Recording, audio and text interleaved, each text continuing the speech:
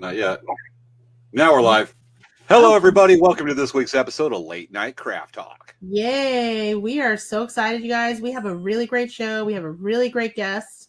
We're super excited about how awesome today is going to be. It's going to be fantastic. Amazing. There has been so much buzz about our guest this week. We don't want to bug you about it, but hey, James. He is lots of buzz about him. Lots of buzz. Lots of buzz about this week's guest. Oh, that is so rad. Oh my gosh. We already got a couple viewers signing on. We're going to get a big audience tonight. Yay. That's going to make it so much fun. Oh my gosh. Heck yeah. I'm so excited. I'm checking our feed. It says we're going live soon. We should be live. Let me see. I'm looking for it. Hold on. Where are you, live video? I got notifications. Let's see. There's our live video. Hoorah. Let's see. Make sure you guys share. And El Crack. Let's see here. I'm going to hit it here. Yes, I'm going to go here. I'm so excited, you guys. So, hey, tell us who's watching today so we can chime it in. Yeah, let's figure out who's watching tonight. Let's see, we got a couple people so far. I'm doing my share right now. Hold on a second. Hold on a second. I have to mute myself really quick. You have to mute yourself. All right, everybody. Well, Svea's muted and away from the camera. At 10:12 p.m., type in buzz buzz. Just in the chat, just type in buzz buzz. Hey, Svea, buzz buzz. Buzz buzz. Wait, so I thought you were muted and away from the camera. No. Okay. I'm here. Why are you trying to do that? How wonderful your Korean barbecue sauce was. Oh my gosh, you guys. It was went to barbecue for dinner. It was so good. I got it. Let's see. I'm typing in, sharing my thing.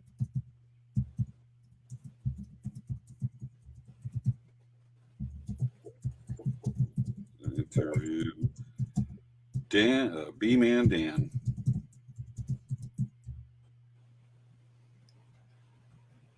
Let me make sure I didn't misspell anything. All right, I'm typing in. We are live for tonight's episode of Late Night Craft Talk. On tonight's show, we interview B-Man Dan. Except I left out the end. That's why I proofread. I don't know. Should I hit a period or exclamation point after B-Man Dan? You can. I will. And I'm actually going to share this to I'm going to share this to Escondido friends today. Okay. Yeah, because we actually have a business that's in Escondido that's going to be doing our interview today. Really? Yes, his business is in Escondido, so I'm going to share this feed to Escondido friends. Gotcha. Well, we got one per viewer right now. Hello, Wendy Hodge. Hi, Late Night Craft Talk people. We're just waiting for the president of the Friday Ninja Monster Hunter Squad. But we got Wendy, our head of security. Yes. And our historian. And our historian. Yes. And my personal guide in the Marine Corps. Yes. I'm getting notices. Svea's live right now. Cool. Are you live? I am. Take your pulse. What's your heartbeat? I'll tell you. You don't know your heartbeat. I'll tell you in a second here. A second? Oh, I'm going to tell some bee jokes.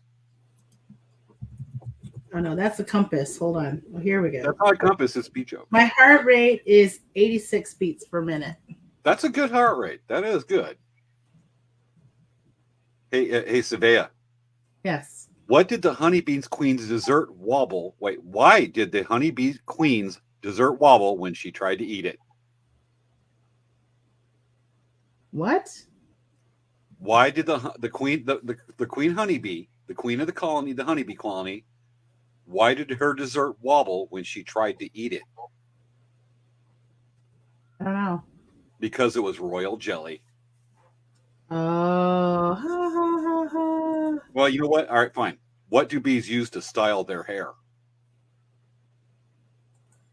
Beeswax. No, honeycombs. Oh. I watched the Nature Special on National Oh, Geographic. Where do okay. bees catch a bus? At the buzz station. Well, it says buzz stop, but close enough. I'll give it to you. Where do bees go on holiday?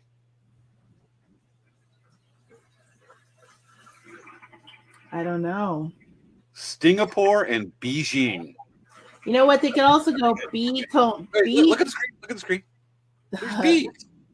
They can also go beach combing. They could, but no. Look at there's bees around our cold screen.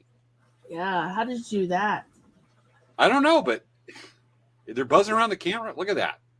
We need a bee removal expert. Yes, hopefully he comes on soon. Oh wait, I see him. Okay, he's there. He's there. Don't give away the dingies. We see Dan. Dan, we see you're there. We're just Hi, Dan. doing our intro. Just get the camera hidden because we got a whole bunch of stuff to do. Yeah, Dan's in the green room right now, so he's Hoorah. hanging out with all the bees. They're just giving him like some attention, in a good way. Absolutely. Dan, I'm glad you're here. We have a bunch of bees around our hold screen. We need help. Matter of fact, hey, why did the bee go to jail? Why did the bee go to jail? I don't know. It was caught nectar robbing. Oh, funny. Hey, what should you say to a nosy, interfering bee? Keep your mind out of my business. No. Well, maybe. Mind your own business. Okay. Yeah, Dan's probably going to want to leave going, what the hell am I doing here? 2.5 minutes till live. Like, yeah. Buzz. It's funny because I can see his little video down below. Yeah, well, he's probably rolling his eyes going, God, I've heard all these jokes so many times. The bees are still buzzing around. Look at that. There's a whole swarm of them. There's just a lot of bees here right now. I know. They know the buzz of the show. Yes. They heard the buzz from really far away. Oh, talk about that. You know what? Actually, since we're on like a TV show kind of thing. Yeah. Which is the bees' favorite TV channel? Wouldn't it be BuzzFeed? No, the BBC. Okay. Well, maybe I guess British BBC. That's their favorite website. What's their favorite website? BuzzFeed. Because BuzzFeed's a website. I don't get it. You don't get it? Okay. All right. It's all good. Explain it, please. We got more stuff from here. I see. Miles on. Hello, Late Night Craft Talk family. How are ya? Yeah. Wendy's like, you better find the queen. Better find the queen. Oh, I watched Star Trek Picard season 2, episode 2. Yeah. And then it was the Borg Queen's there. And then I watched a preview for episode 3 next week for Star Trek Picard. And the queen, oh boy, the Borg Queen. Holy cow. You know what is funny? Excuse me. My mom, you're going to have words with my mom. She said she didn't really like Picard. Because they said to her, I said, why don't we watch some of the episodes of Picard? She's like, I didn't really like it. I'm like, okay. Your mom is now sentenced to the agony booth. Yes. Oh my gosh, it's a minute till our start of our show. Yeah, I got 52 seconds. Yeah, well now it is. Yeah, but you said it wasn't. All right, I got one more. What do you get if you cross a monkey? What do you get if you cross a monkey house with a group of honeybee colonies and hives? I don't know. An apiary. What do bees use to build roads? Nectar. Okay, I'm done. Okay, well, some people don't know that the name of a hive that's being kept is called an apiary. So it's like a penguin joke. The aviary of doom. All right, countdown time. Oh, okay. 10, 9, 8, 7, 6, 5, 4, 3, 2, 1, 0. Showtime. Yay! It's time for Late Night Craft Talk with hosts Svea Yang and James Hermes. On this week's show, Bee Man Dan. He'll be talking about the rescue, relocation, and rehabilitation of bees. Which tune do bees like to dance to? Hive Talking by the Bee Gees. It's time to start the show.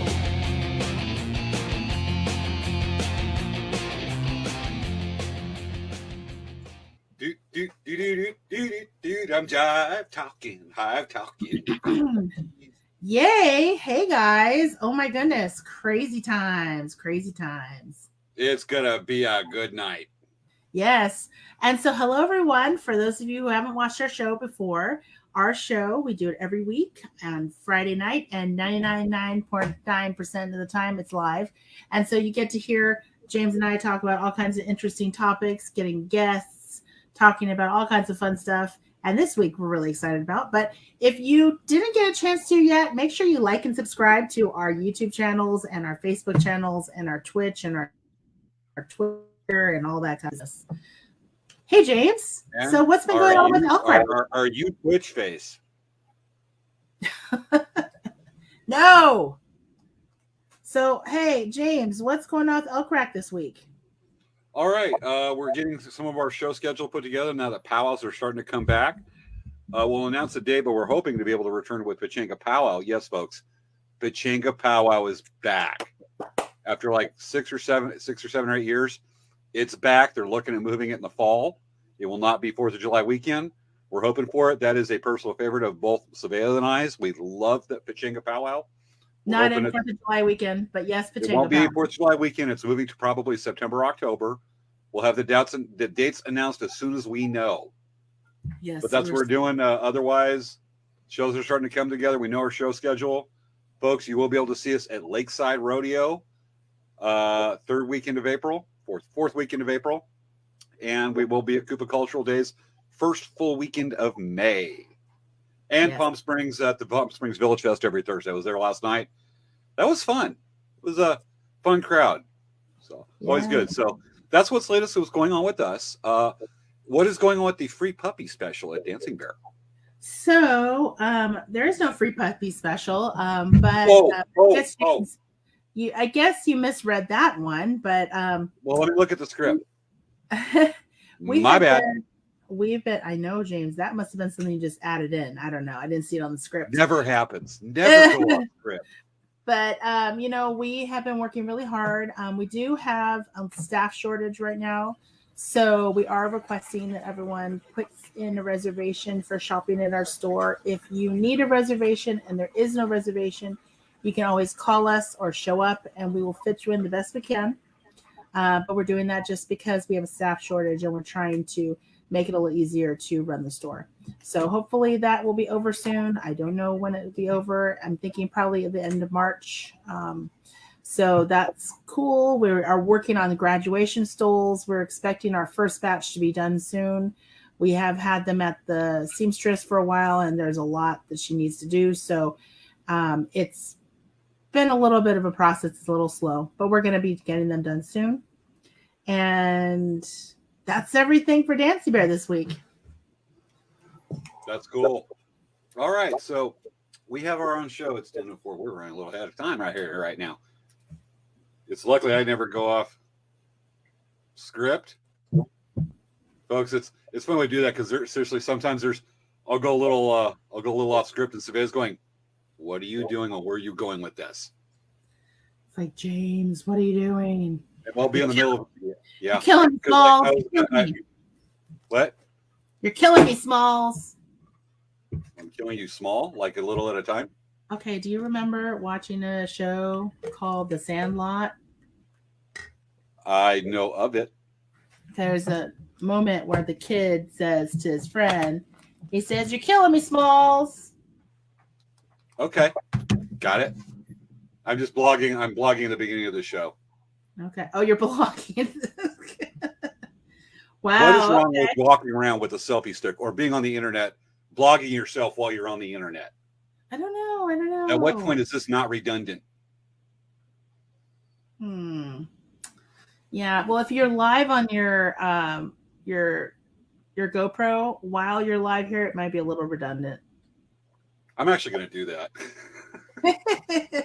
Because I was going to do something. I was trying to think of something to do with the GoPro because I saw it sitting there and went, I got to do this. This is one of those off the script moments, folks. All right. Yes, we'll work that in. Script all the time. We'll work that in because my phone's kind of low in charge and I go through the phone to go live to the internet. And anyway, so we ready to move on? Yes. Yes. Okay. So, folks, what we're doing tonight is we're going to bring it up. We're going to talk a little bit about bees in case you don't know what a bee is. God help you. They're the things that are behind James's head, and they're going in their comb right now. Yes, they are. So we're going to talk a little bit about bees, their place in the world, and just how important they are. And then we're going to bring out, actually, amongst all that, we're going to bring out the coolest guests we've had in a while. We've had people do corporate promotions, lots of artists. Everybody's awesome, but we've never had a bee guy. Yes, and that is. I mean, we were met with them a couple times this week. It is so dang interesting. Yes. We and Savannah have been actually working on getting this individual for quite a while, and he is cool. Yes. We're very excited about it. Okay, so our notes right here. We have intro to bees. Talk about it. You want to do that part? Yeah. So one of the reasons why actually we found this guy, my husband helped find him. My mom, we found out that we had a beehive on our property, and instead of having them exterminated, we decided to look into having them moved. So we started looking into the process, and we found this guy, and he's actually in Escondido, which is kind of cool. So anyway, it's very important. A lot of people, I don't know, some people know about it, but it's very important that we save the bees, because bees right now are kind of getting close to being on the warning list of extinction, because all of the bees, they'll go from flowers and plants, and they'll pollinate the flowers and whatnot. And there's a lot of people and massive farming facilities that use lots of pesticides and whatnot, and it's been very harmful to the bees. And the thing is, if all the bees start to die, then life as we know it won't exist anymore, because we need them to pollinate the flowers. We need them to go around and do all those different things. There's a lot of things that they do for us. And so that's why it's really important to work on, if you have a beehive on your property, that you actually look into a bee removal service where they move the hive. So instead of just exterminating them. Yeah. So aren't bees considered one of the not harbinger, but kind of like the canary in the coal mine on environmental health? Could be. It could be. A lot of people probably feel that way about them, because it's kind of a big red flag that, hey, this animal, this insect that is majorly important to our survival is on the threat list. So scary stuff. And plus, also, we don't want to really stick up bees in a coal mine. Yeah, because I think they probably would get confused, and they'll be in the dark. Yes, exactly. All right. We do have a cup. We do have actually one of our. Should we go ahead and bring out our scientific expert? Yes, I think our scientists, and then we'll bring out our bee guy. Absolutely. Okay, so folks, to talk a little about the science of bees and kind of put them in their proper scientific classification, we actually have on the staff for Late Night Craft Talk a science expert. Not only a science expert, a German scientist expert on bees. Yes. So yes, folks, we actually were able to expand our budget a little bit and hire a German bee scientist. Yes, because thank you, Dogecoin.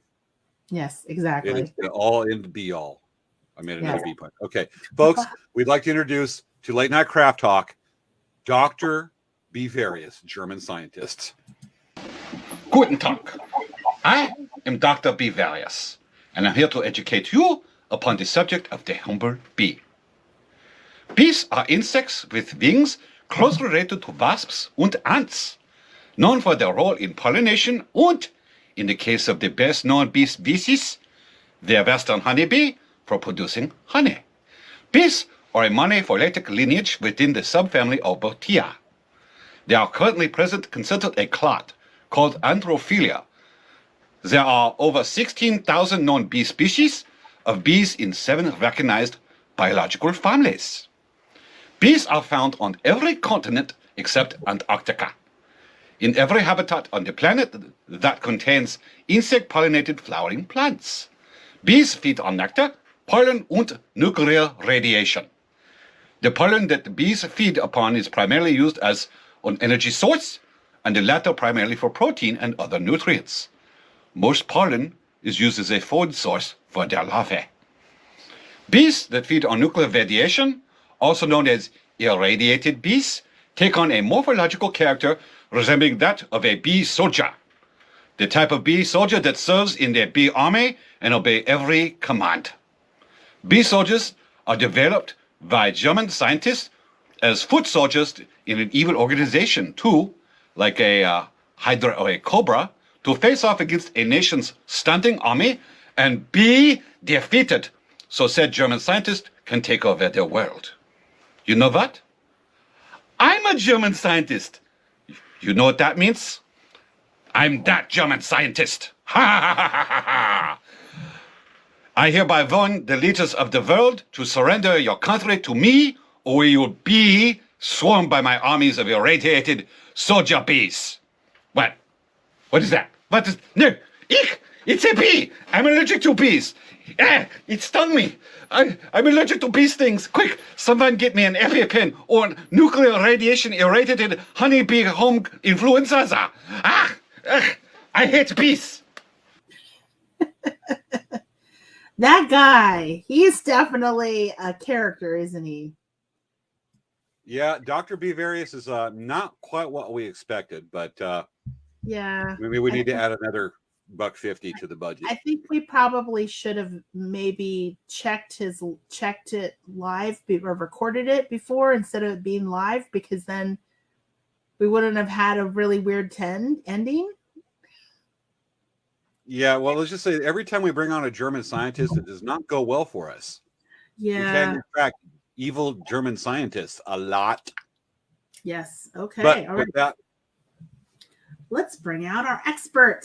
All right, let me go ahead and folks, let me introduce tonight, folks. This week's special guest is B-Man Dan. And I chose the wrong slide. Yeah, I'm having the hit or miss with StreamYard tonight. Okay. Do you want to pick the right slide? All right. Pick the right slide. Let me go to the right slide here. Let me get her. Okay, there we go. All right. Folks, tonight we bring on, and dang you better not jump screens on me, StreamYard. Okay, now we bring out tonight's guest, B-Man Dan. Yay! Hoorah! Okay, all right. Go ahead to stream. Hello, Dan. Hi, guys. Welcome to Late Night Craft Talk.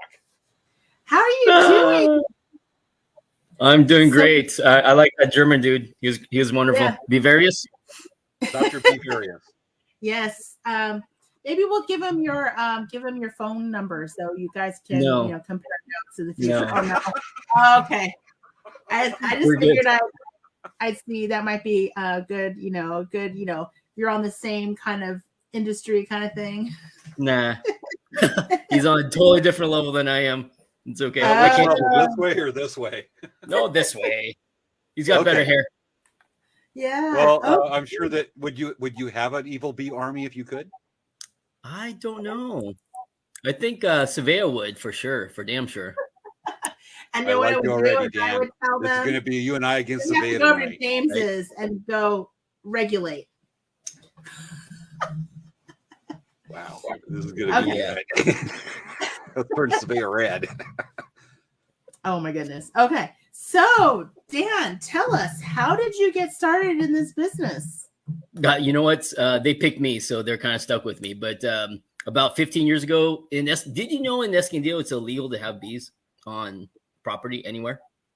Oh, really? Yeah. So Wow. bees moved to my shed about 15 years ago, and I had one of my kung fu buddies come out. He was just starting at the time, so he brought his mentor out, and they came in. They did the removal. I honestly don't remember much. I just remember big poofs of smoke. These two guys coming in with their space jackets, and then I'm like, "That's cool." So the very next week, what I did was I bought a veil and some gloves, and I went to go hang out with the guys, and they quit. And I just kept going with the bees, and it's been a 15-year fascination. Wow, that is amazing. Did you not know much about bees other than they pollinate and what you may catch on? Zero. They're Zero. not on my radar whatsoever. Like, it's the last thing in the world I thought I'd be doing in my life. Wow. And it That's just went from there. I mean, how much have you learned about bees? I mean, are you able to name like the scientific name and all that stuff now, or? Do I look like a scientist to you, man? I thought I heard a little bit of a German accent. It's called Chinese. Oh, okay. Well, it's easy to mix the two. A little bit. Very, very. We're like this. No, I'm very uncouth in my bee. I guess my bee adventures. It's for me. It's always been about the experience of it, and I've read a lot of the books. I've watched videos and all fun stuff, but I kind of throw away the scientific jargon, and I'd rather focus on the experience of working with them, which is probably the most fascinating part, because that you can't read about that. You have to experience it, and just like Svea, what we're going to do when we do her removal is it's just a life-changing experience. So that's what I'm all about. Yay. All right, so you must have a lot of like personal experiences, like as far as identifying the queen, the workers, how the different castes react in the beehive. Yeah, basically, and you know how to do it inside of you. You probably have more hands-on than any science book or classroom can really teach on that one. You can probably just off the top of your head correct stuff that may be in a book. Basically, humbly speaking, of course. So what's one of your most amazing situations you've had to deal with the bees? I consider them all adventures because it's just really neat to be able to, it's really neat to be able to see a wild hive, because we've seen the bee boxes on the side of the freeway or at the farms and stuff like that. But they're literally putting a wild creature inside a box and then examining them. My favorite part to all the removals is that experience of seeing them, how they do things without human intervention, totally unadulterated, and then being a butthole who has to mess it all up. Oh. Well, you definitely know what the bees are thinking of you. Yeah, I definitely know. They love me, of course. Yeah, that's really cool though, because like when like what we were experiencing at my mom's house after like we saw the beehive, I was like, wow, I wonder how they, how bees are moved to a new hive and moved and there's a lot of information out there to watch videos and stuff, but it's so cool. It's so fascinating for me to watch that information. And I can't imagine doing that every day. So I think that's really cool. It's a very neat job that you do. So generally, how many bees would you say, like in an average hive? Would you have an idea of like how, like, to explain how hives work or how they look or what they're like? Magic. That's all I got for you. Magic. Yeah. It depends on this. Honestly, it depends on this, how strong the colony is going in, and then how much space they've taken up and how old they are. So the longer hive, like yours, is going to be massive. Just massive. Yeah, I'm sure. Just it's been there for over a year. It's probably been there for maybe over 1 to 2 years. Yeah. I look forward to being able to share that with your. Yeah. But essentially, the average swarm, like people have seen the basketball or the football or the volleyball shaped stuff that's hanging on trees or bushes or people's homes, and that's roughly like 20,000 bees. So if you can imagine a volleyball, that's about 20,000. Football. Well, wait, I can do my hands, but football is probably somewhere around 10 to 15,000, and then your basketball size is like 30,000 bees. Wow, which is just a lot. just a buttload of bees. Yeah, That's so that we have a lot of bees at our place then. It's a lot of bees. Wow. Oh my goodness. I just My bad. no, go ahead, James. All you. Well, you're the guest on the show. It shouldn't be all Nah, me because I you're just the hate to host, see it man. real quick. Nope. So I know that when bees swarm, when they finally choose a place, the queen or whatever, they end up going in a different place. I know that you can start getting the beginnings of the honeycomb and the structure within I think 12 or 24 hours. You start getting a measurable amount of activity. So I mean, they build really quick. I've had to deal with a couple swarms back in the ag days with farms and whatnot. And I mean, what is the physically biggest hive you've seen? The biggest one, the single one I've seen was probably as tall as I was. Like 7 feet tall, obviously. Just kidding. I'm about Standing 5. on a chair or a ladder? Yes, both. Chair on the ladder. Okay. Wow. No, I'm about 5'3", but this hive was as tall as I was, and I couldn't get my arms around it to hug it. Not that I'm going there to hug a beehive, but it's just massive, just big, there's no good words besides just humongous. Wow. It was in a tree too, which makes it all that much more pleasant to work with. Wow. Is it common to find them in the tree? Because honestly, I mean, I think I've only seen a beehive in a tree a handful of times. Most of the time it's like, next to garage or in some kind of like an eave of a building. Yep. I've seen them under a car hood. What are some of the more unusual places you've seen beehives? Let's see, the under a rug.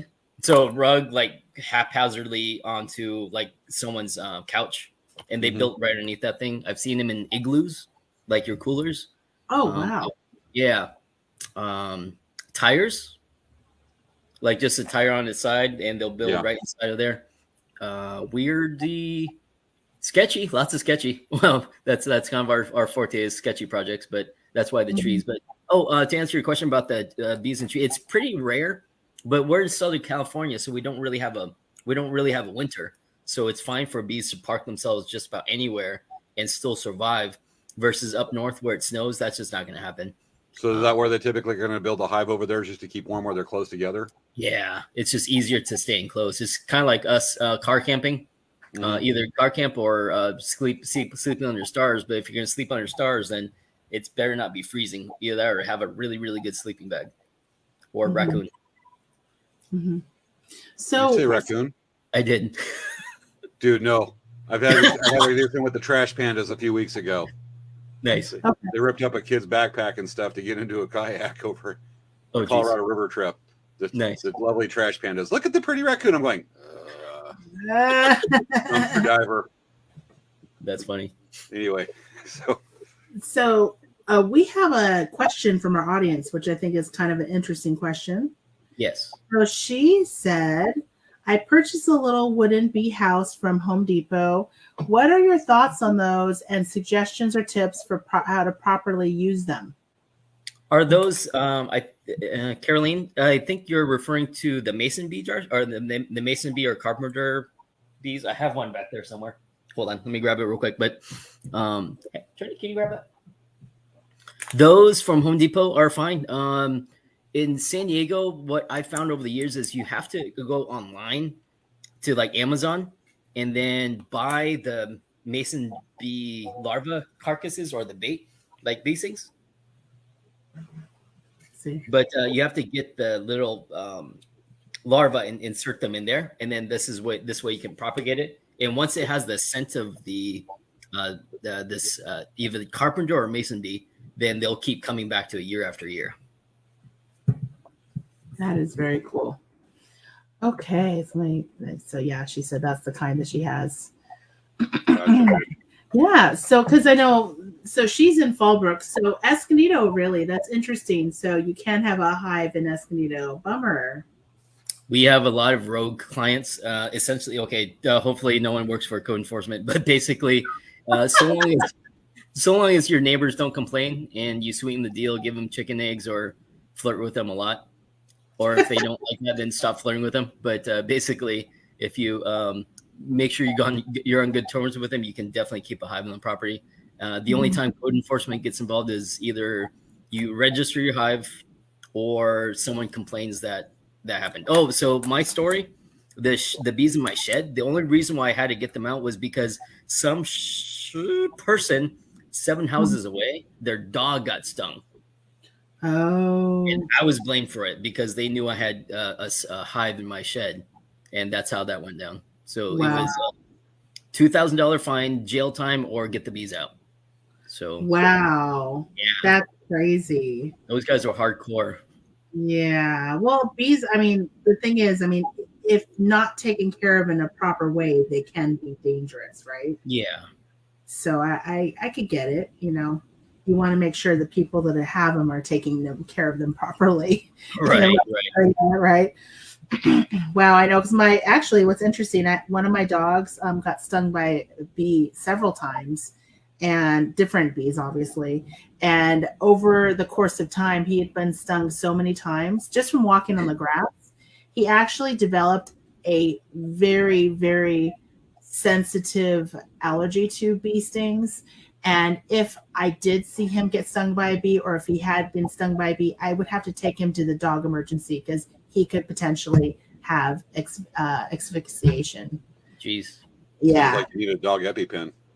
Yeah, because I mean, they pretty much did that for him. Like when I brought him over, his face swole up so big. Like there's a lot of videos and photos you can find on YouTube and internet about dogs that got stung on the face, and it's crazy because those dogs, their faces look like cartoon dogs. And when Bambi, it was Bambi that got stung. When Bambi, it brought him in after bringing him out. It was the evening when he got stung too. It's weird. So I brought him out to the bathroom in the evening. It was a warm summer night. Brought him inside. Went to the bathroom, took a shower, and I looked at him, and he looked like a totally different dog. Like I didn't even recognize him. His face was so swollen. And I mean, he was a Chihuahua, and his face was at least 4 times larger than it should have been. And so I was like, oh my gosh, because it was like his whole face was so huge. I brought him over, and they gave him a shot. His face started immediately going down, but they're like, you cannot have your dog get stung by a bee another time, because it's like, I mean, how would I even know, right? But it's crazy. So anyway, that's kind of another story, side topic. But yeah. Well, dog animals are going to have, like, dogs. They're going to have the ones that are able to deal with it better than others, just like people. I've had to deal with folks that maybe a bee sting, and they're looking like the Michelin Man, or Stay Puft Marshmallow, and they swell up so quickly. I'm sure, Dan, you've got your stories on that one, and I think we can eventually get to that, because eventually we're going to get to the word killer bees and eventually onto this one to explain that, because there's a lot of confusion with that one. Right. So when I first began, I used to get stung all the time just being careless, and I remember I'd come home with like Popeye arms, where one arm would just be massive and the other one dinky. Dang! Wow. All right. With this now, you do ethical bee relocation of the hive. What's that like, and where you usually take them? Do you usually take them out to like farms out near Ramona in East San Diego County, or what? You got it. Yep. So our operation, my sister calls it BHAB, but basically once we do the rescue, they come back to one of our farms. You guys know, everyone knows the farm stand in Escondido, right? Yes. Not some of our viewers, because we have viewers from across the country. Ah, got it. Watch the show, so not them. They think San Diego or San Diego County. They're going to think all beach. Yes. So and a zoo. Yes. All beach, all day, every day. For folks that don't know, Eastern San Diego County is actually a lot of rural farms, ranches. It's kind of cowboy country in a fair amount of places. And Escondido actually has been primarily known in the past as being a farming town, where there's been a lot of oranges, avocados, a lot of different, crops and farms in this area. So farm stands, there was a couple farm stands that don't exist anymore, but the farm stand that he's talking about is over off of Felicita and the 15 in Citricato, right over in that area. Yeah, they're like the one of the last farms that are still left in Escondido. Years ago, probably I think in the 60s, what happened was the rich people started moving to Escondido, and they didn't want to be around bees. They didn't want to be around farms, so they banned all that agriculture to Valley Center. You gotta love that. It's like the people that moved next to an airport and then complain about the noise of airplanes. Right. What were you thinking? I know, right? Oh my gosh. So With that have you? stuff- Oh, I'm gonna say, have you ever experienced working with Africanized honeybees, or like what is that? Do you know what that is? Yeah. I don't know what that is. Okay. I'm just kidding. Okay. Absolutely. like this guy. So to answer James' question real quick, so they go back to one of our beehives, and then from there we find backyard beekeepers or other farmers to take them in. Well, right now we have a waiting list of like 30 to 40 people looking to adopt them. So basically, once we get them established, then someone's ready to take them. I have I think 3 people stopping by tomorrow just to pick up the ones I have in the office in the backyard. So you have a and bee adoption agency. Basically, it's a lot of mouths to feed, though, James. It's ridiculous. I have a You couple million use ladies. nuclear radiation at Oh all? my god! So Svea, killer bees. Yes. Over quick I'm there, sorry. dude. I was. Great Yeah, question. I'm sorry. I got ahead of myself. Okay. Yes. So the lowdown is almost all the bees in are banned in Southern California, Texas, Louisiana. This whole warm band, they're all mixed with Africanized genetics. But in San Diego, we have a lot of agriculture. So you have beekeepers bringing their bees from Bakersfield for the almonds, and then they drag them through Valley Center and Fallbrook for avocado and citrus pollination, and then from there they cruise down to El Centro for alfalfa and clover pollination. So a buttload of beekeepers, buttload of commercial bees, which back in the day were very commercialized, very controlled genetics. And then we had this killer bee scare coming up from the south, from through Mexico, and they crossbred with all of our docile bee genetics, and so they're all mixed. So Wow. when someone says that the killer bees are everywhere, that's true, but not to the capacity that people think, where they're not going to go out and kill everybody. But you just have pockets of not so happy bees, but the vast majority of them are super, super friendly. Mhm. I think I mentioned to you that I've done over 4,000 live removals, and I've No, probably I didn't know Yeah. that. Wow. but the number of bees that are killer, like just unsafe to work with, and it's not necessarily us.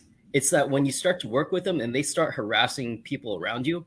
The worst one I did was a roof up in Chino Hills, and as soon as we opened the hive up, the mailman got stung like 2 blocks away.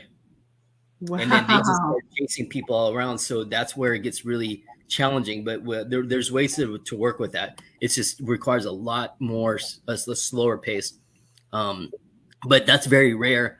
I think in the 4,000 colonies I've personally seen, maybe 10 of them were really unruly. In which case it's just really hard to work with. That's where we do like nighttime removals where they don't fly and they don't hurt other people. They just sting the crap out of us, but totally different story. But it's really, really small percentage. Do you find over time, because I know that there was a lot more, knowing a lot of farmers, there was a big problem starting in the late 90s up to the mid 2000s with bees. I know like one farmer, his alfalfa field outside of Blythe, that there was a ground colony of bees and they got disturbed, and these suckers were going at it for 2 days. And there was a police officer that responded that didn't even get out of his car. He's like, dude, this is death. Right. And they were so aggressive. But one observation is that there hasn't been as many problems originally as the hybridized bees as they worked their way north and came into Southern California, the Southwest, that seems that aggressiveness is being slowly toned down through the generations of bees. Are you finding that also? Yeah, absolutely. When I first started 15 years ago, I would take when I was just learning about bees, you're excited. And so anytime someone called me for some sort of bee thing, I'm like, yeah, I'll be all over it. I remember there was a farm up in Fallbrook, and that's like super North San Diego. And the farmer was wanting a beekeeper to come out to take care of his bees. So I'm like, yeah, I'll do it. As soon as I got out of the truck, I parked like 30 feet away. As soon as I got out of the truck, I got hammered. They went right after me. And that was probably one of my first days beekeeping on my own. but I haven't really seen that hasn't been as prevalent the last couple of years, and it's definitely tapered off like you suggested, James. But I think it's because most of that cross pollination or cross breeding. Well, as we talk about like bees where they're going to swarm, where they sting you, people, the first thing they think of bees is one, honey, and then two, bee sting, and they think that the bees are going to go around them. What do you find generally as the bee's temperament as you work with them? So when we are working with them, the best part to what we do is we're technically stressing the bees out on purpose, right? We're moving them. We're literally ripping the house apart. So we get a really good gauge of like their actual temperament and how pissed off they can really be. And generally speaking, the percentage wise, 70% of them are what we call a 7 and up. So not 7 up, but basically we rate them on a scale of 1 to 10, 10 being freaking awesome, 1 being death. So the vast majority of them are 7 and above, where they're really docile, they're really friendly. They might have a little bit of an edge to them, but like humans, don't we all? Mm-hmm. Yeah. So the vast majority of them are in that range. So it's not as angry as you would think. Okay. So what's your process? So when you are going to show up on site, how do you start and how do you finish? Just like it's always okay, so that maybe isn't a good answer. A question. What I'm saying is, like, if it was a perfect day and it was a perfect everything, like there's no like crazy things coming at you at other angles, you know, you just have a perfect bee removal situation. So what is that? What does that look like? If I can get a little hokey, when I'm working with the bees, it's just, and everyone here is familiar with working with animals, right? You have a dog. James, you have pets? Oh, yeah. Yes, a turtle, even like a huge turtle in his backyard. Or it's actually a tortoise, but yes, I have a few. Whoops, hold on. So the idea is once you start working with them, there's a certain familiarity, right? So it's kind of hokey, but when I'm working with bees, the very first thing I'm doing is I'm introducing myself just in my head, and then just letting them know what's going on. I'm about to rip open your house, and hopefully just the same team. We're on the same team. Essentially, I know what's going on. Why are you going to rip up my house? I know. Hey, Okay, James, I get it. Your camera disappeared. Do you know that? I'm having to check a couple of things because we actually have another guest on the show tonight briefly. Oh, okay. All right. I'm just kidding. I'm going over to talk to him in the green room. Okay. Nice. All right. So essentially, I'm just letting them know it's just out of respect that, hey, we're going to be moving you. If we don't move you, then someone else is going to come and kill you. The chance of that happening is pretty high. So that kind of sets the tone for the whole experience. And that's why I think the bees have a pretty good response to when I'm working with them or when our team's working with them, because they know that it's going to be a safe process for the most part.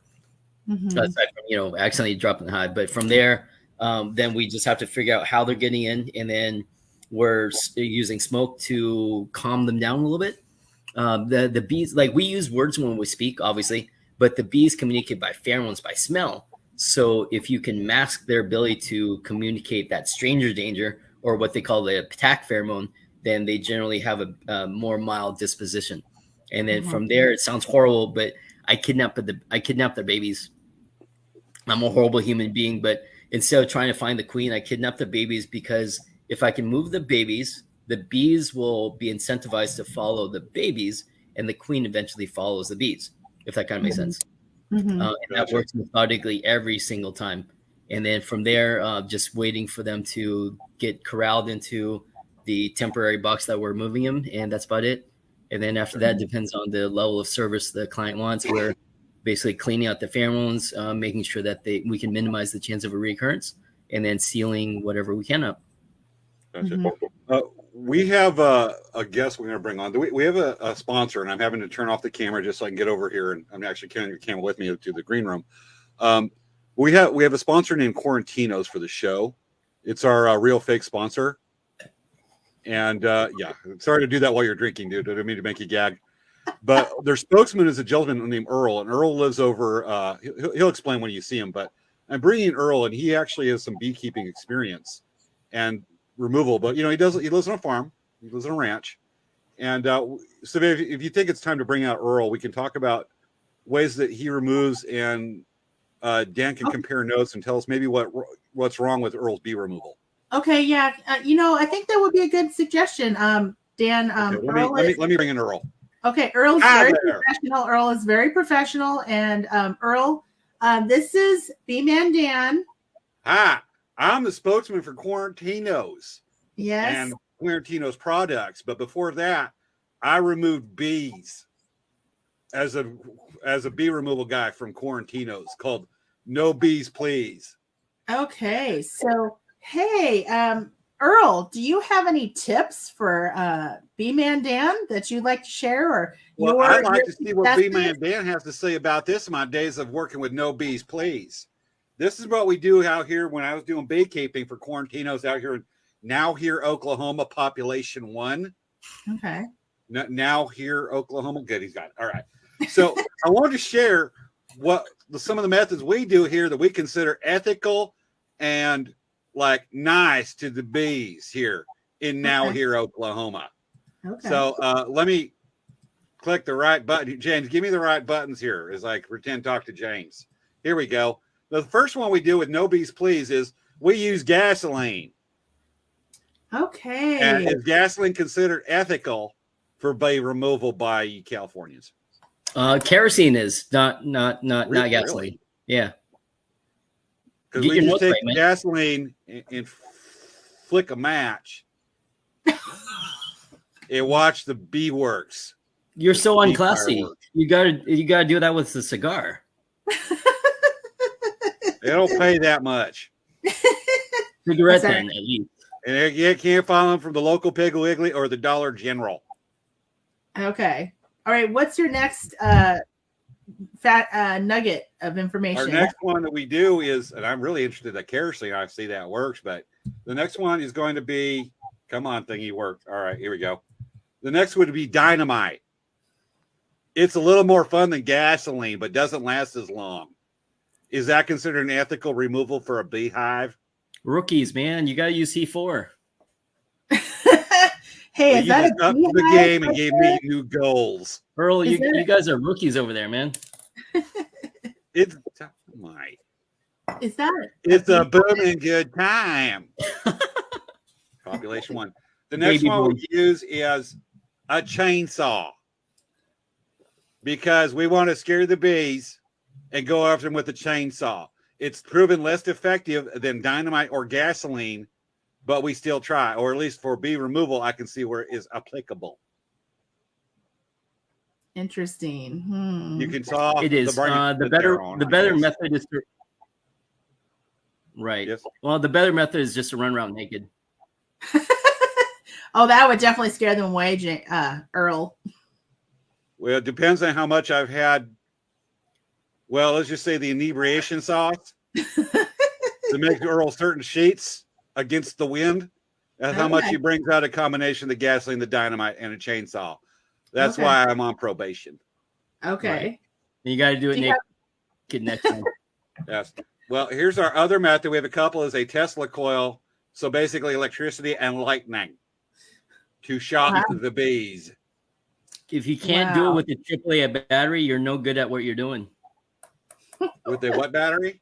If you can't do it with the AAA battery, you heard me. If you can't do it with the AAA battery, then a Tesla is not going to do it. Well, that's why we hook it up to the giant power lines and make that and point the Tesla coil at the beehive. And let's just say that it's a lot more sparking than the gasoline or the dynamite. Yes. But my inebriation sauce is not taking me to take that. Usually we bring in a German scientist and then things don't go well for the mayor of the town. Right. At least we'll. And we have one more method. Yep, let's do it. United States Marine Corps. Okay. For bee removal. You just call up the Marine Corps. You're like, hey, Marine Corps, we need some bees to be removed, and they'll do it for you?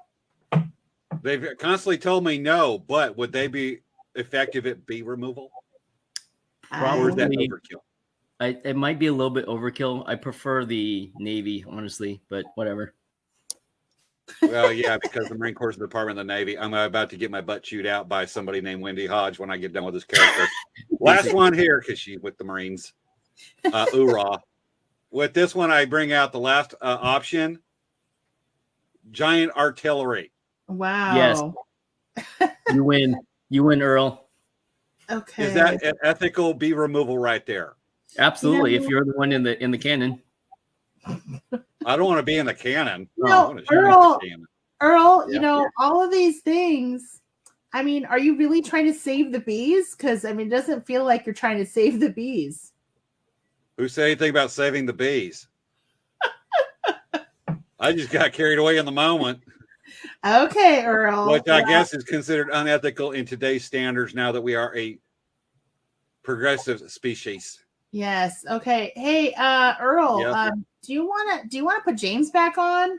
I will go get him. He's waiting off to the side here impatiently going, dude, what are you doing, you redneck hick?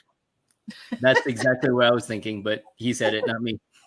Well, I am self-aware. I'm going to go back to selling bean pots and other commercials for Quarantinos. Okay. Bye, Earl. Whoop, wrong button. All right. We'll Here miss it you. is. Bye, everybody. So what do you think of Earl, Dan? He's gonna be my future BFF. Earl likes you too. I'll make sure to give him your cell phone number so he can call you all the time. Fantastic. FaceTime Yes. 24/7. Yes, I'll make sure to tell him 24/7. That's going to be the definition of yeah. Thanks, no thanks. Yay. So this is really fun. Oh my goodness. We want to do a long silence. Okay. Have you walked us through your day so far? And My day? like you did, you get a call. Yep. You rush out there in like a station wagon, like say Ghostbusters with a light going, and you have a proton pack, or what's your tools? Tesla coil, man. We just covered that, James. That was between you and Earl. I was in the other room just my bad. drinking, getting the I root see. beer. Or Dr. Pepper. Yes. Oh, yeah, I don't have my here. Look at here. This is my I don't know if it'll show up. I have my We don't do paid product placements here, or even beg for that kind of doing. I even have Skippy, honey Skippy. Nice. Or Camelback. And I don't know why, but Cortana just recognized thinking I asked something. I got to turn off Cortana. Animal Crossing container. Okay. With the Dr. Pepper. Yes. Okay. You guys left out some of the more business logos, I guess. Okay. Yes. Wow, it's already. Damn, this hour's gone quick. Yeah, right. It's already been an hour. So, okay. Do you have any questions from the audience, you guys? If you have any questions, make sure that you put your questions in the chat here on the side so that we can ask Dan. He is the expert. So definitely we want to have any questions. If you have anything you want to specifically ask, you got someone right here. So, yeah. Let's see here. Oh, James, I would like to go ahead and just. Was that a serious question or a not serious question? From Svea? No, from you, James. About, my average day. Yeah. I mean, just walk through. What's some of your tools you have on a day that you go out there and work with the bees? So my truck, I need a bigger truck. I did definitely undersize it, but basically we remove bees from like anything, roofs, walls, sheds. I think today was a tree. What's up? So you have like hammers, nails, stuff like that. You use the smoke gun. Smoke gun. Yes, we call it smoker, but you can call it whatever you want to. You're an Earl. Smoker. We're separate people, sir. Please. We do not look anything alike. He has a mustache. My bad. And the hat. Truck driver. Totally different hat. He's female. Oh, yes. This is what I get to work with every week, Dan. Nice. Every week. I'm sorry. And I say that about Svea. Obviously. Just for my own safety, right quick, just because I know her, Wendy Haas says Marines are great at removing anything. He I needed to agree. say that. Work with a Make- lot of Marines. I got to get that out there. Wendy Okay. happy. Absolutely.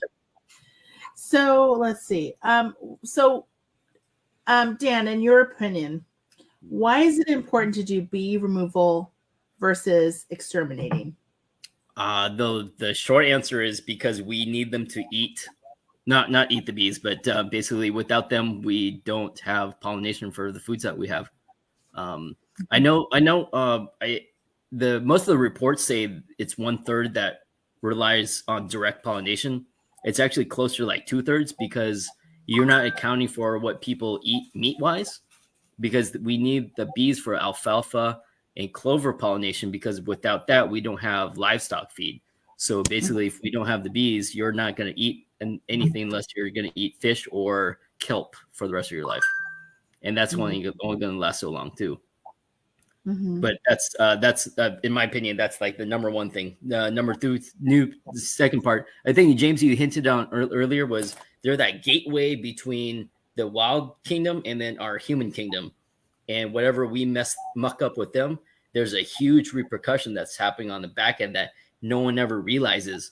All the native pollinators, all the little critters that we don't even realize that's in our backyard. We have like over 10,000 different wasp and bees just in California alone, and those things get wiped out all the time. We just don't even realize it because they're not important to us, but the bees are right there in our face. But most things are out of sight, out of mind, right? People, when people are going to shop for food, they're not thinking about what actually happened to get that food on the table. So when we use sprays, when we use chemicals, when someone says, hey, just get the bees exterminated, they're not the ones pulling the trigger. And if they're not the ones pulling the trigger, then don't ask someone else to do so. Don't pay someone else for something you're not willing to do. So that's kind of my take on.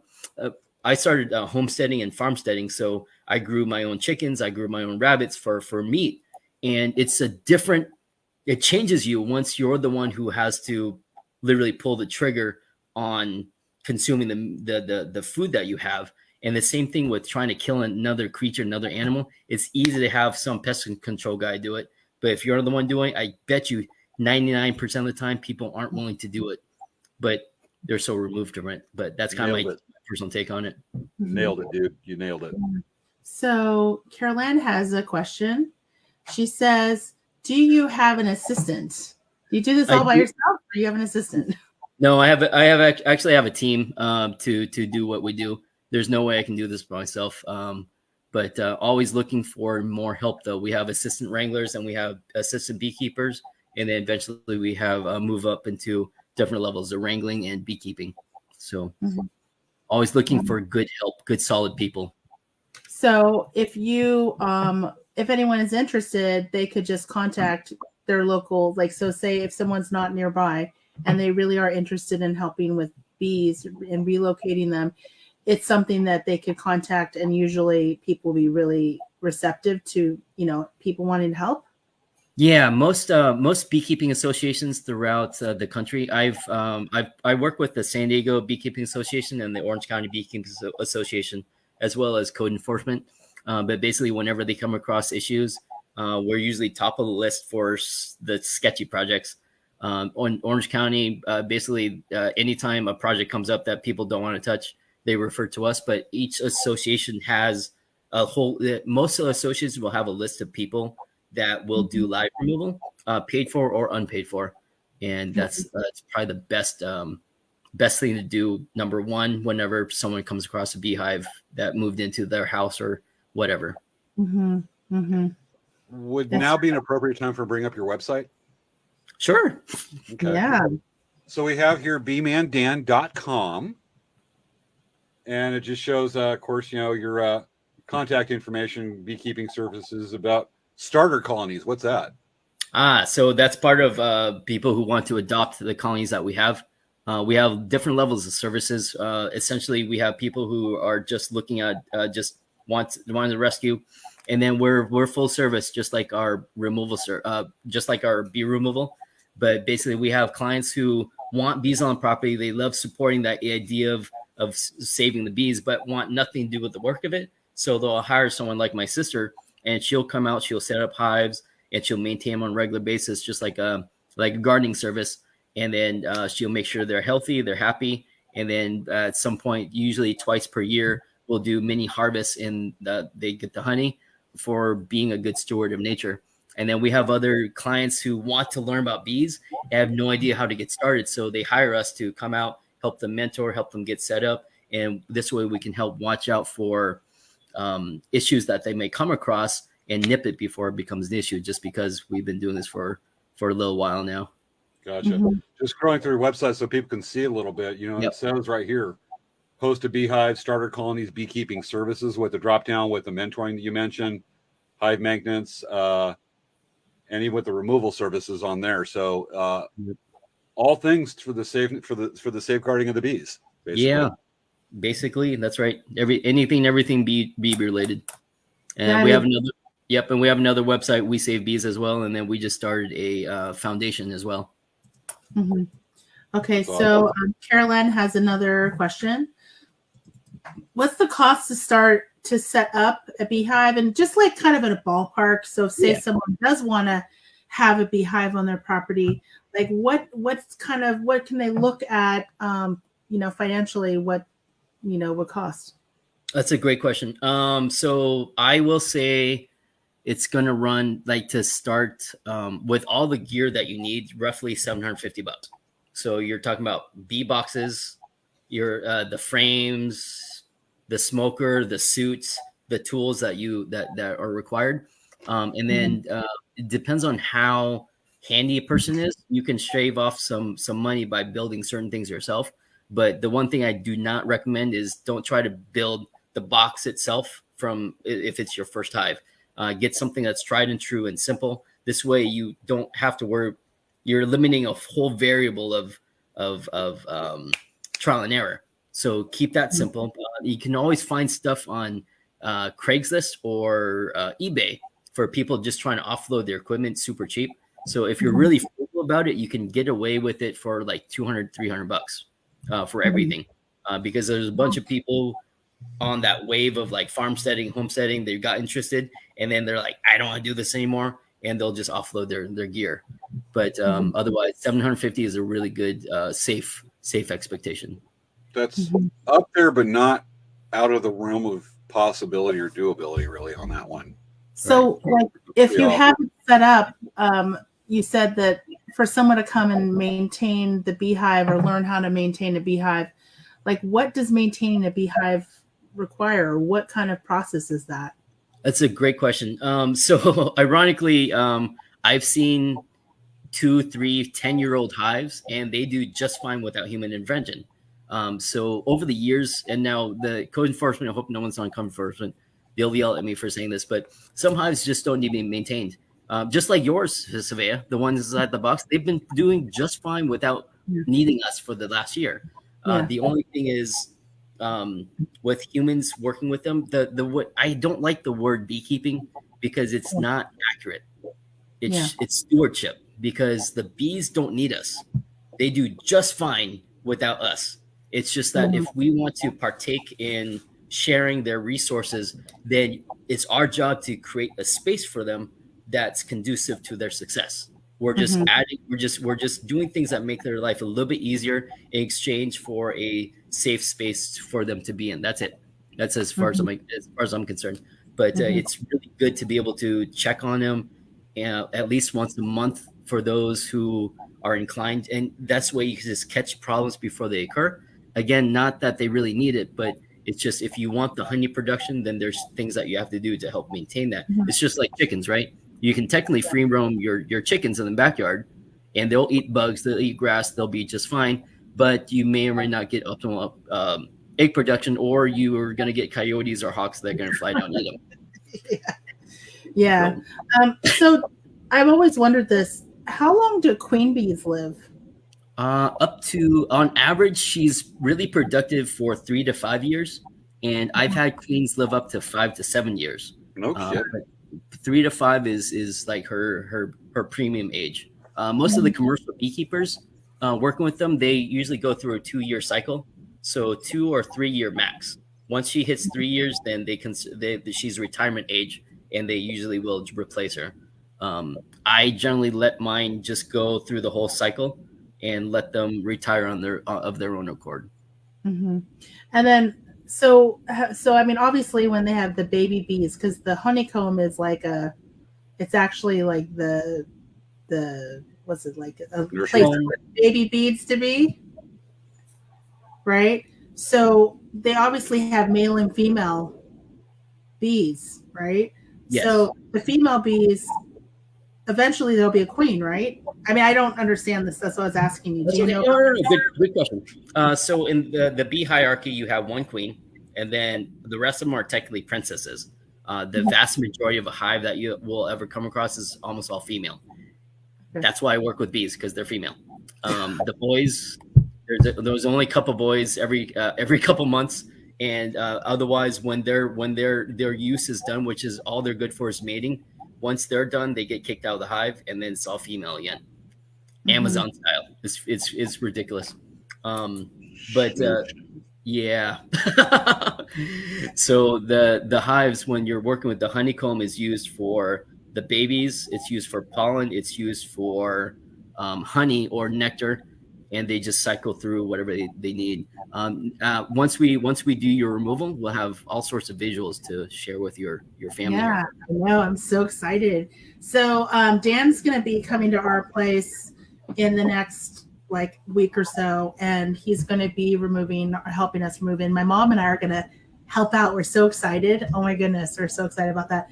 And what is going to be cool is we're going to take a lot of video and photos, and we're going to have that information for you guys in an up-and-coming show, so you guys can actually see and be involved in that, and it's going to be pretty neat. So I'm excited about that. Yeah, it's 11.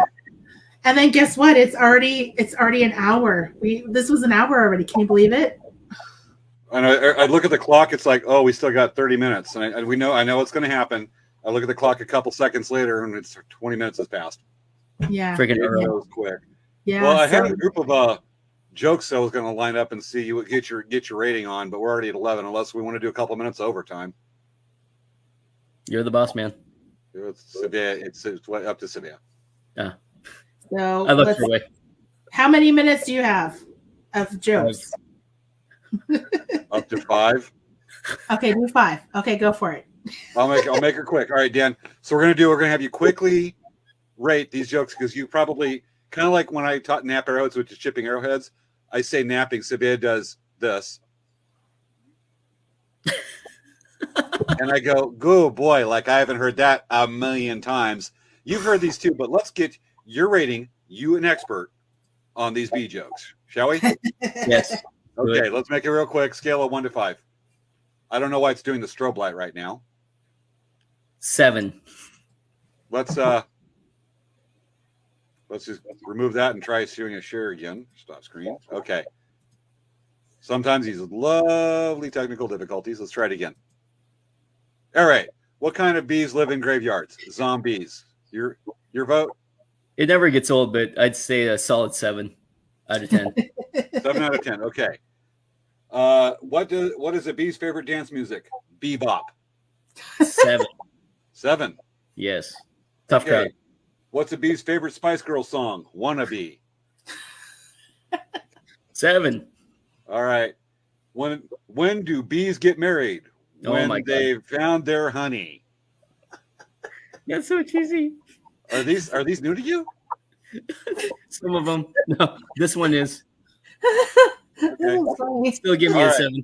What do you call a bee that works for the government? A politician. That's awesome. 8. 8. All right. What is small, black and yellow, and drops things? A fumblebee. Oh my god. That's a good 8. Right. What's a bee's favorite novel? The Great Gatsby. Oh my god. 7. And isn't that a killer hornet? That's okay. It's a nasty looking. Don't ruin the joke, Svea. Jesus. Yeah, Svea, you party pooper. Yeah, I like you. What is a bumblebee's blood type? B positive. That's my type of joke. That's a solid 10. Oh, that's funny. Okay. What do you call a bee that lives in America? A USB. Oh my God. 7. 7. What did the bee go? Why did the bee go to the doctor? He has hives. Oh my God. 5. Beekeepers have the prettiest eyes because beauty is in the eye of the beholder. One of our guys actually did a video on that. That's a solid 10 material right there. All right. He was literally holding bees. Okay. A bee that will not stop eating will eventually become a chub bee. Oh my God. 9. That's 9. a good 9. Okay. I think that's about it. Yep, that is the last one. So That is fun. Oh my goodness. Oh my goodness. So can you believe it? Another show. This has been really great. We have a lot of people that are very happy that you came on. Caroline, of course, said, thank you for sharing your expertise. Wendy said, thank you for being such a good bee steward. Dan, let's see. I have, it went up here. I can get to it. It's all the way up here. And okay. like, we're getting a lot of feedback for you, Dan. the same hands-on experience is good. She loves that. And then Maya says, save the bees, please. Absolutely. So yeah, With there's Earl. like different comments. I know Earl. You should talk to Earl, James. I And will then do that. This is from another one of our viewers. Thank you for an amazing show. So informative. They loved it. And then, oh, this is fun. B-Man Dan, good talk. That's my favorite line right there. Good talk. I use that all the time. Yeah. So We do have a comment right there that says there needs to be a part 2. Yes, folks, there actually is going to be a part 2 where Svea talked about with the bee removal. yeah, so we're going to get video footage and photos and all kinds of really cool stuff to share. But we will not have that information until a future episode. And so we will hopefully get it up sooner than later. No pressure. Yes, Gotcha. and no pressure, no pressure. So, yeah, so this is the end of the show. And this is where, Dan, you don't know this, but we always like to dance out the end of our show. With the dancing bear? No, all of us are dancing, not Dancing Bear. Just think Batman. Just think 1960s Batman with the kind of dance thing with the closing credits. So It's voluntary. he just Why kind don't of you bring popped back his on. He has no idea this is how the show ends. So Well, all right. he's kind of looking at the look on his face like, I don't think so. Okay, well, feel free to join if you want to. Okay, ready, James? Otherwise, he's going to be too cool being the cool kid on next to the wall at the school dance going, nah. Basically. My sister called me a swaying log. Gotcha. Well, we know you won't be at the dance. No.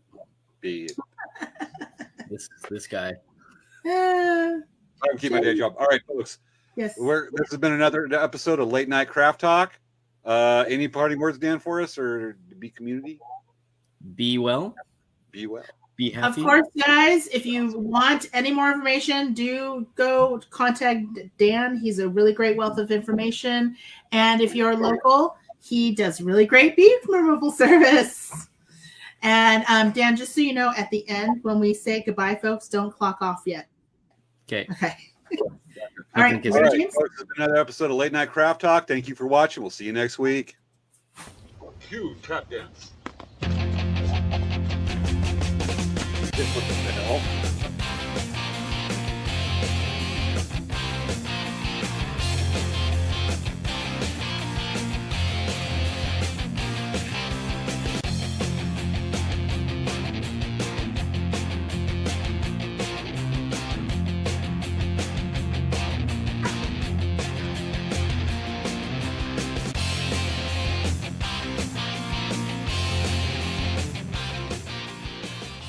Aw, ain't he cute?